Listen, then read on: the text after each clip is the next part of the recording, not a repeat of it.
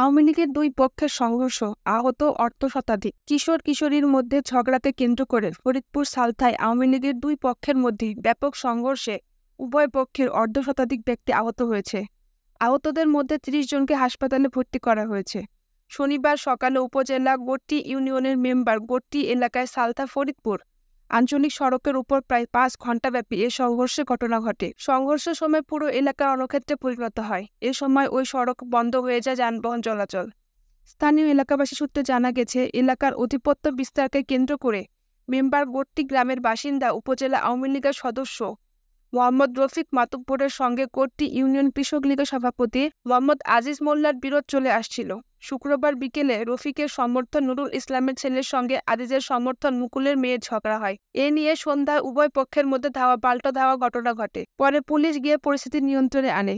শনিবার সকাল ৬টার দিকে রফিকের বাড়ির সামনে সালথা ফরিদপুর সড়কের উপর উভয় পক্ষের অত্যন্ত ৫ শতাধিক সমর্থকরা দেশীয় অস্ত্র, ঢাল, কাঁটা, টেটা, গোলা ও লাঠিসোঁটা নিয়ে সংঘর্ষে লিপ্ত হয়। এক পর্যায়ে সংঘর্ষের আশপাশের অত্যন্ত ১০টি গ্রামের মানুষ অংশ নেয়। এতে সংঘর্ষের রূপ বড় আকার ধারণ করে। সকাল ৬টা থেকে ১০টা পর্যন্ত চলে এই সংঘর্ষ ও ধাওয়া পাল্টা ধাওয়া। এ সময় পুরো এলাকা রণক্ষেত্রে পরিণত হয়। আতঙ্কে স্থানীয় নারী ও শিশুরা এদিক থেকে ওদিক ছোটাছুটি করতে থাকে। সংঘর্ষের সময় রফিক ও আজিজের বসত বাড়িতে হামলা পাল্টা হামলা চালিয়ে ভাঙচুর করা হয়েছে। এতে উভয় পক্ষের অর্ধশতাধিক ব্যক্তি আহত হয়েছে।